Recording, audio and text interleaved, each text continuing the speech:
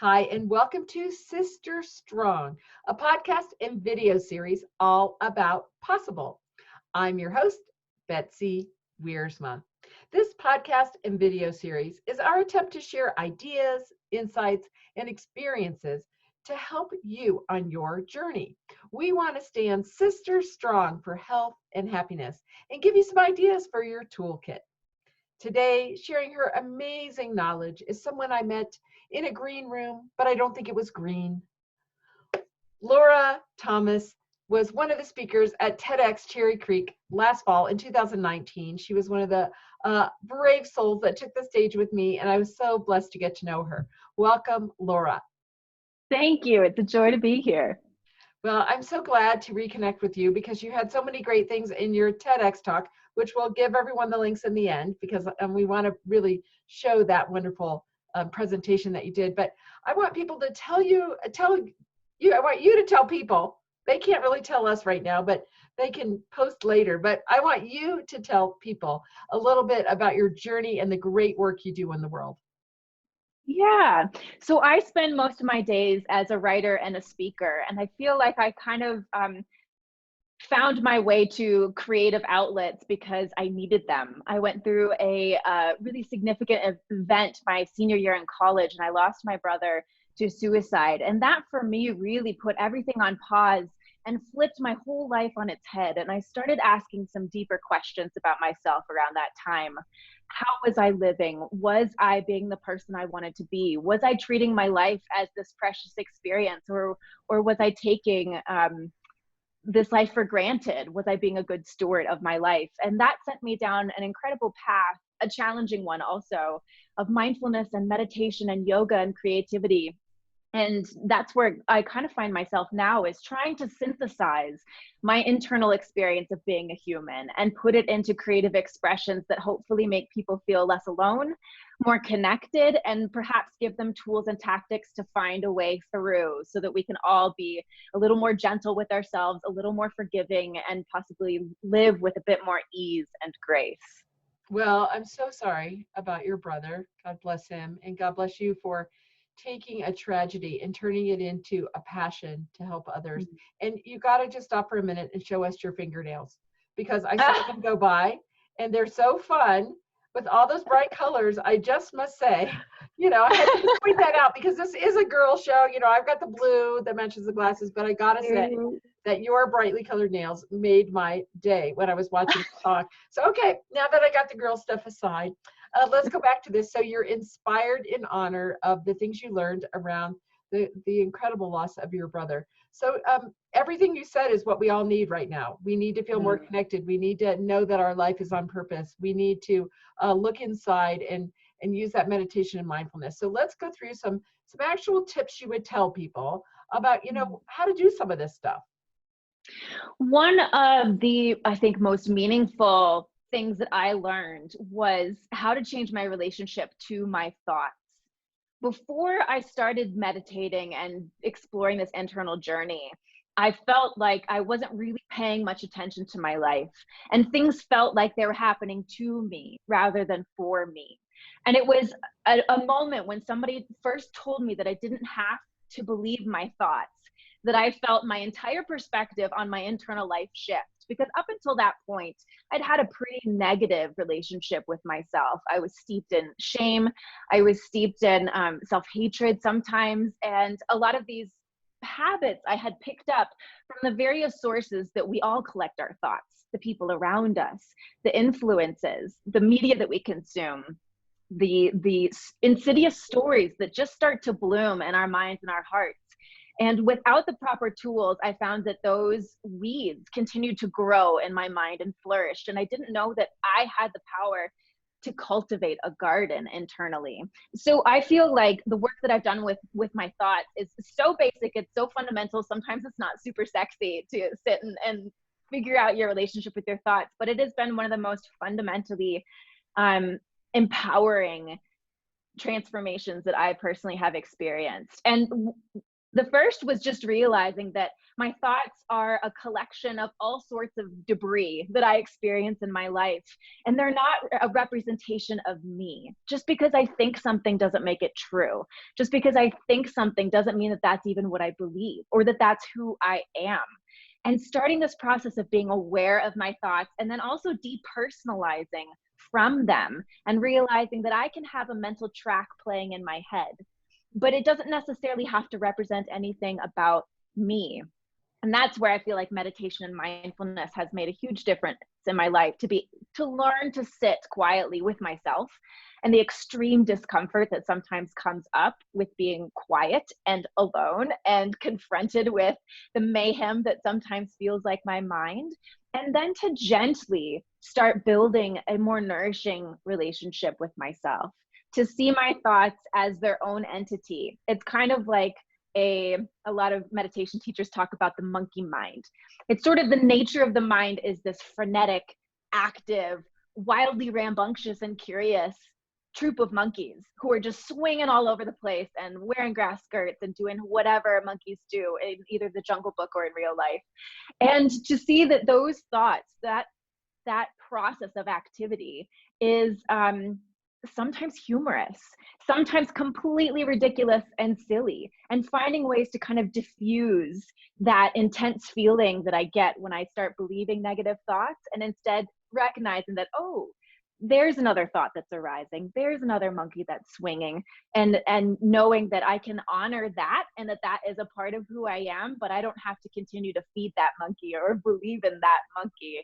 And it's this level, kind of minute level of really working with myself that I felt like has been the foundation of building self-love for me.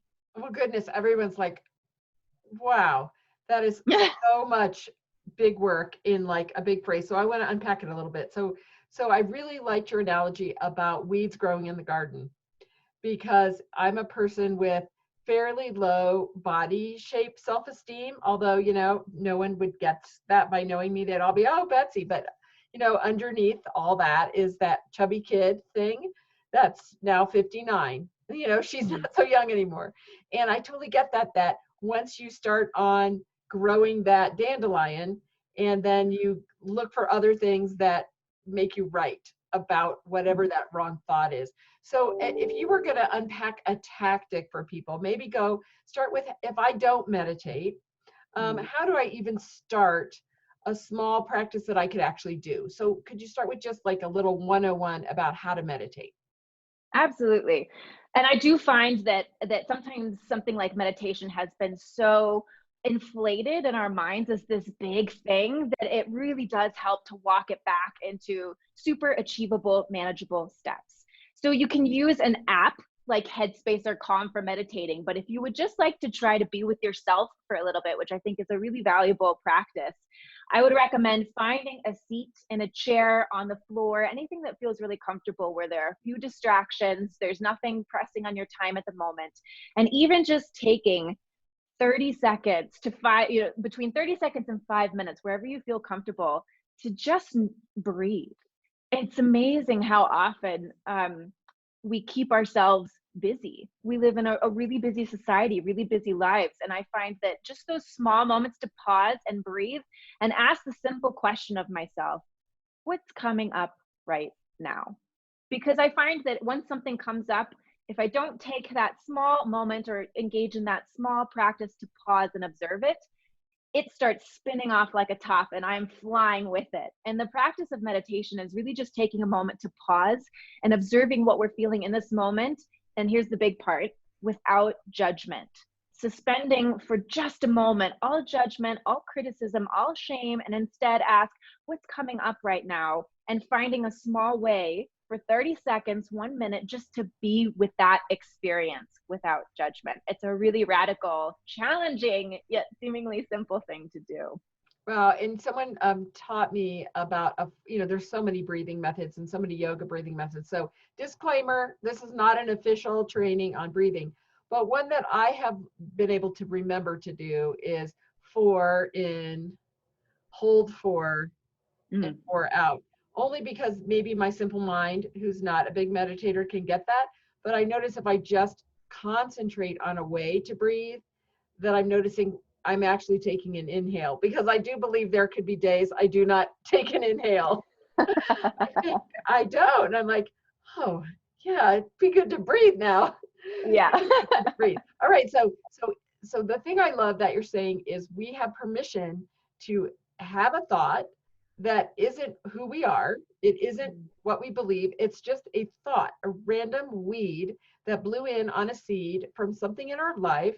It got some nutrients next to all the good seeds and the good flowers in the blooming garden, and it reared its little weed head up and reminded us of some belief that is maybe untrue or does not serve us. So that through being quiet and still, we can first see what's coming up and then not have judgment on what's coming up, just to give ourselves permission that those thoughts are just thoughts and we don't have to make them who we are. Is that a Yes, translation? absolutely. I love how you took that analogy and expanded upon it. There's another practice too that I find, especially for my kind of type A brain that has a hard time stepping into just quietude and being with myself. There's another practice that helps for me really address that weed if it feels really big and it's gone all Jack and the Beanstalk on me and it's enormous, and help shrink its size down, and maybe if I can pluck it also. And this is a practice by Byron Katie, who does some phenomenal work. And funny enough, she calls her work the work. And there are 3 questions that she asks to challenge especially negative thoughts or deeply held beliefs that I find really powerful. The first question that we can ask ourselves, or even ask this thought, is that true? And we take a moment and listen. And often, because we're so familiar with that thought, we think, yes, of course that's true. I haven't accomplished anything meaningful with my life, and I'm worthless, or whatever the thought might be. So the second question is, can I absolutely know that that is true?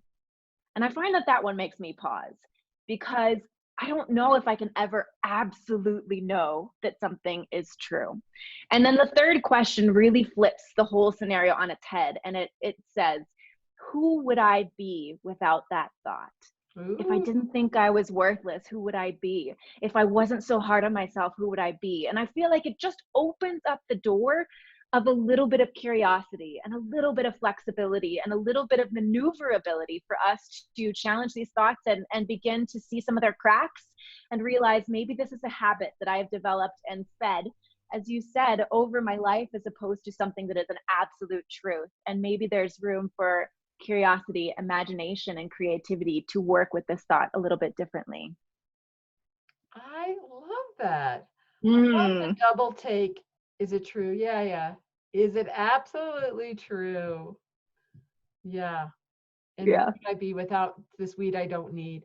So I always ask everybody, if you could pick one thing, right? So you're an author, you're a speaker, we're going to go there next. But if you could pick one thing from your journey that you would tell people to do, because many of us, it's just like, oh my gosh, it's another should.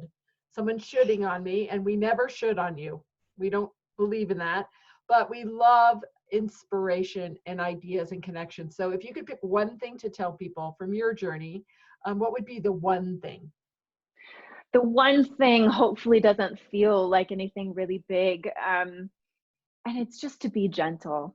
I continue to learn for myself. And that was the biggest tool for me as I was and still am healing through the significant loss of my brother and this transformational journey that I've been on.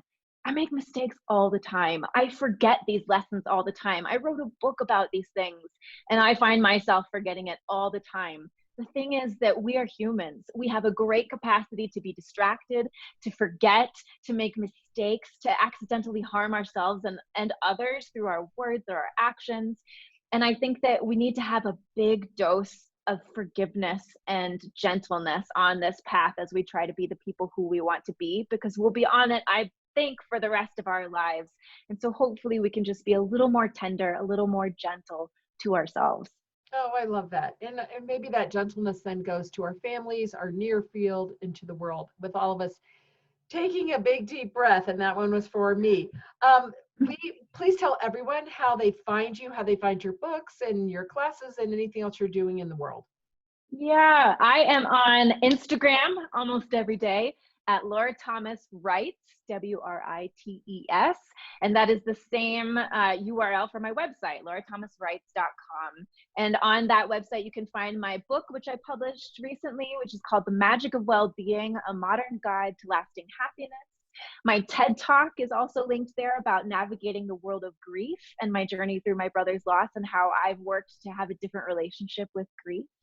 Yeah, and the website's also where I post various articles throughout the interwebs. So those are the main places to find me. Well, great. Well, thank you so much for sharing your time. I'm glad I picked you up in a green room that wasn't really green. I'm glad we shared that journey together of being TEDx speakers and taking our work to the world. And thank you for everyone who's listening to Sister Strong, a podcast and video series about possible. We are part of the Global Sisterhood Podcast Network, which are women on purpose for good. We believe in education, inspiration, and connections for your journey for a happy and healthy life. Please share this information with anyone you know that's interested in our uplifting energy and our fun ideas and ways to make you thrive. I'm your host, Betsy Wiersma.